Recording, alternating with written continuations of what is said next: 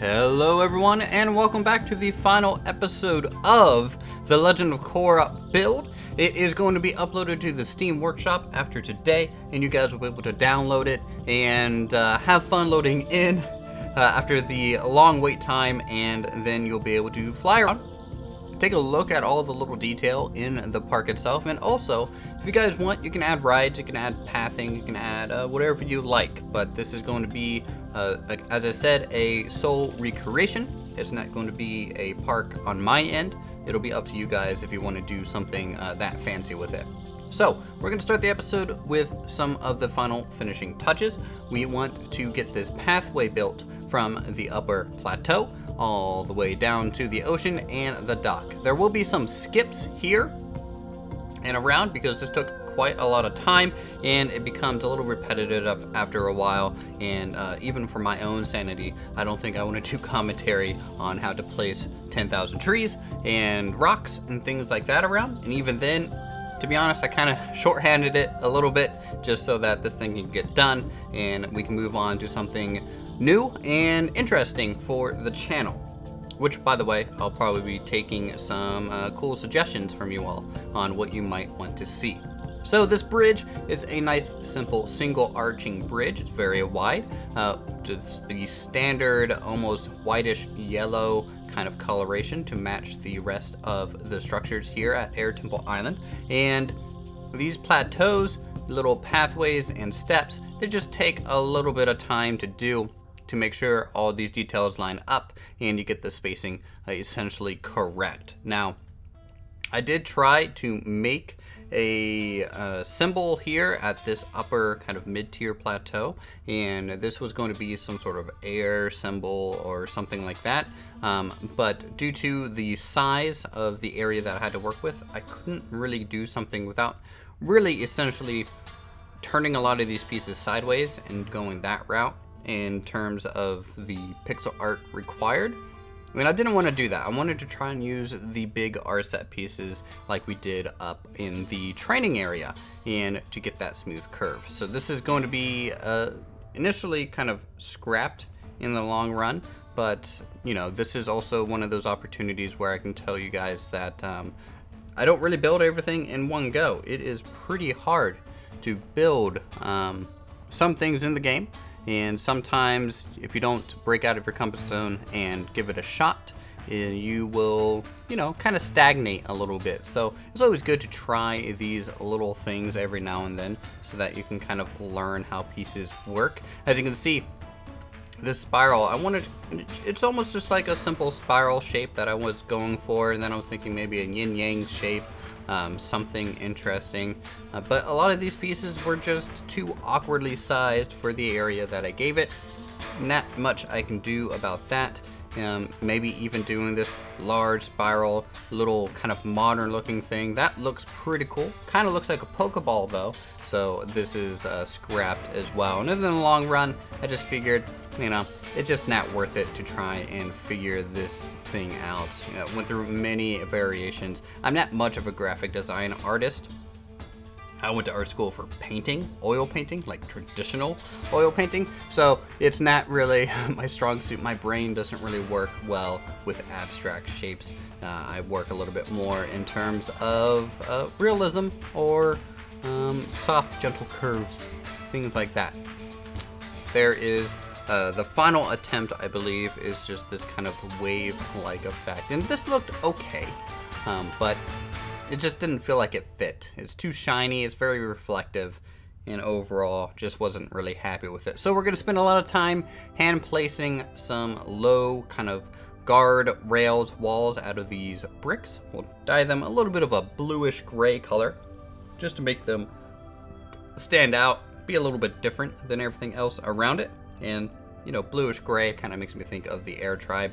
Anyways, otherwise, if it was maybe a little bit more blue, you can maybe think the Water Tribe for that layout. We have more of this kind of hand placing going up across this arching bridge, and this stuff just takes a bit of time to do. Once you get one side though, you can very easily just kind of copy and paste it and then rotate it a quick 180 and you get the full arch all the way across. And we'll add some vertical little beam elements here just to break up the linear line across there and to make the bridge just look a little bit more fancy. Everything down in this area is going to be a little plain, kind of standard-esque pathing. And now we get to work on the long, kind of steep slash curved path up to the living quarters on one side. And this is kind of just a shortcut, I would assume, for the people that actually live here, so they don't have to climb those stairs and then work their way to the left or the right.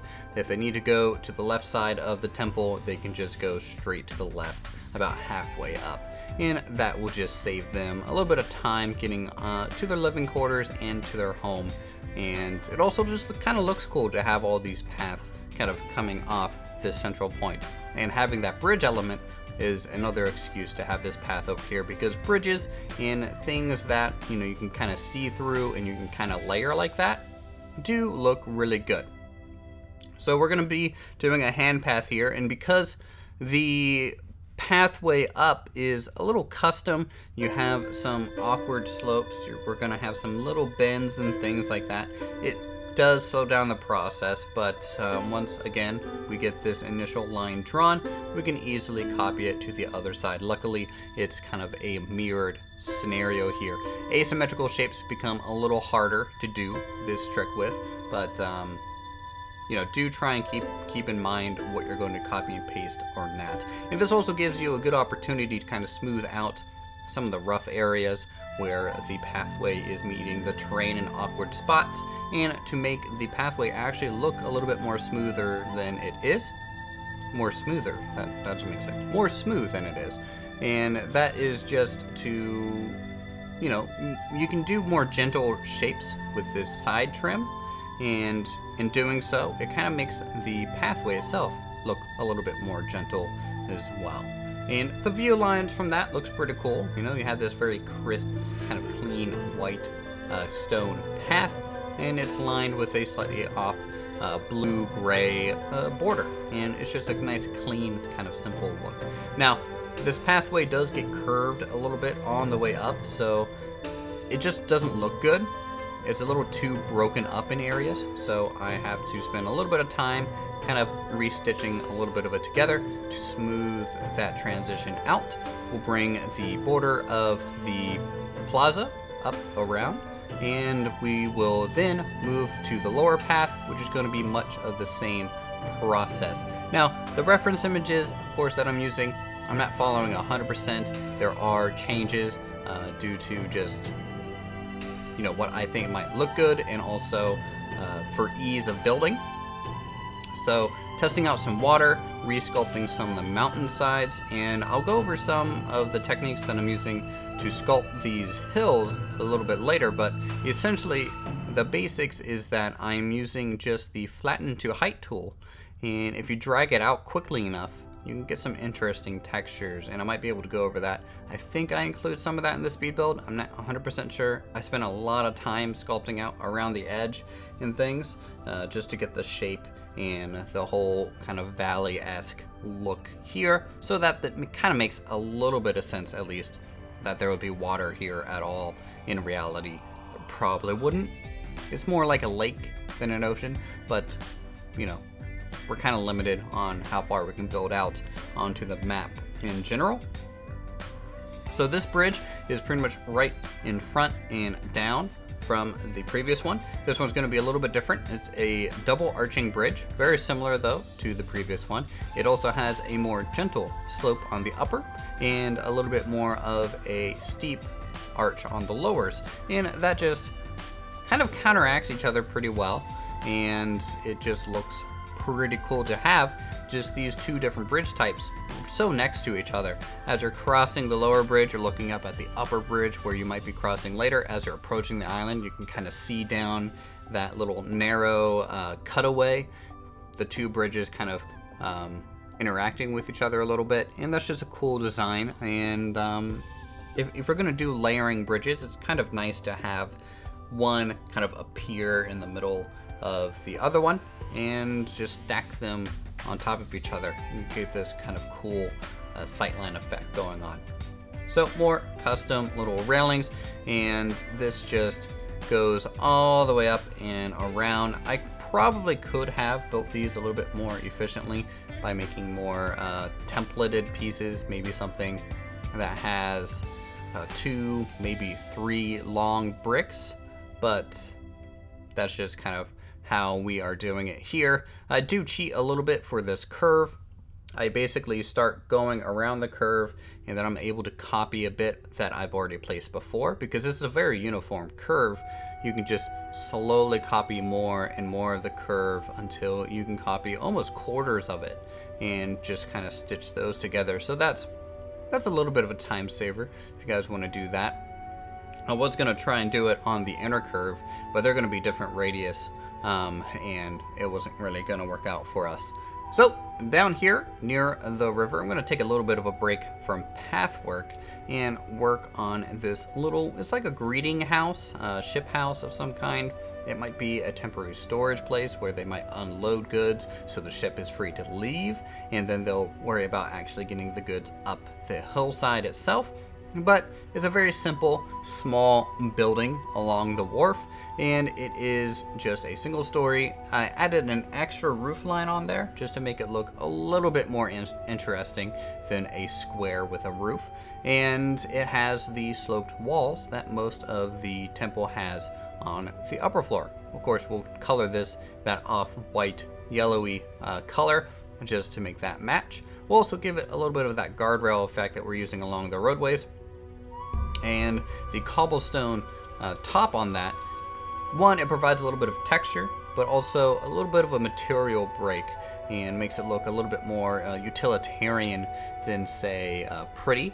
And that's my mindset when I was going through there. It takes a long time, by the way, in Planet Coaster to get these smooth, gentle curves for pathways or potential pathways. I wish there was a little bit of a better tool to do something like that, like some sort of line tool.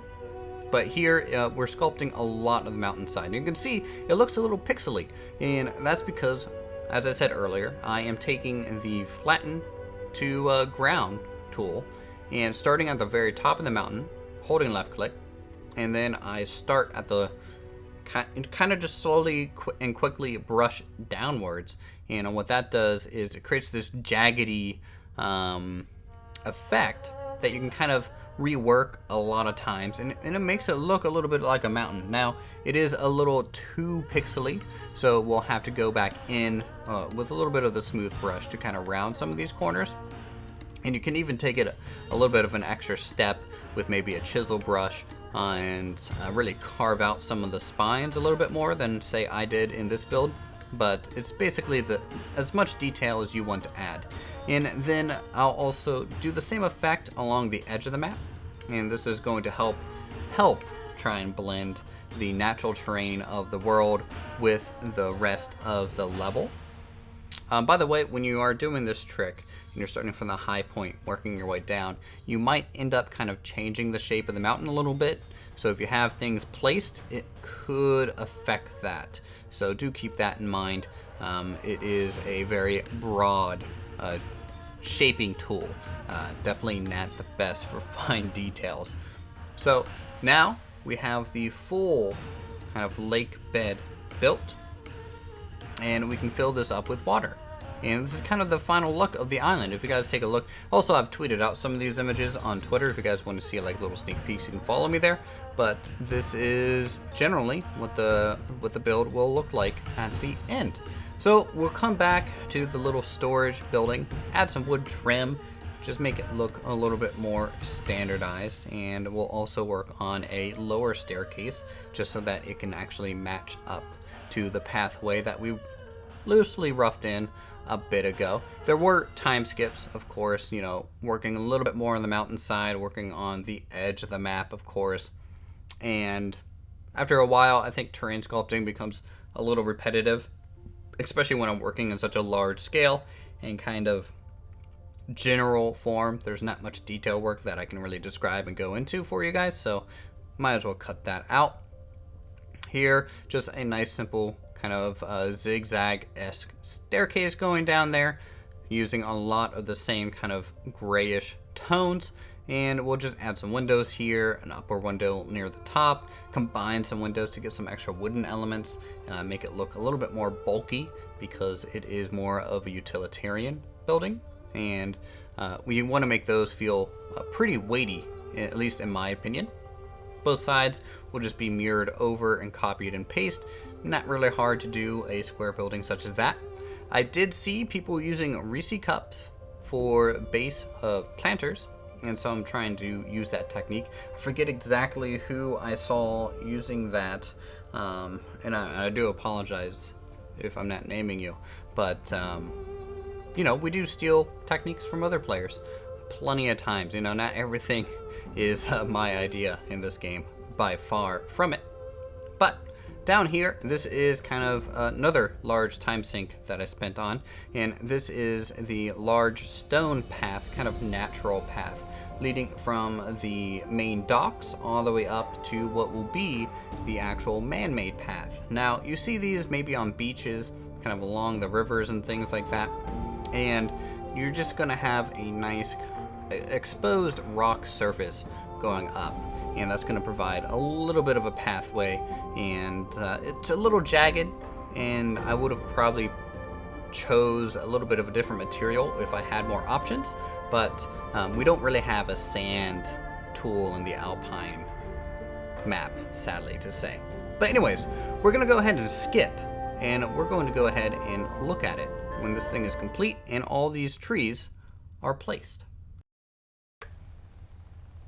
Okay, so here we are in The Legend of Korra, taking a look at the pretty cool and pretty detailed Air Temple Island. So what we got the pier shooting out from the shoreline.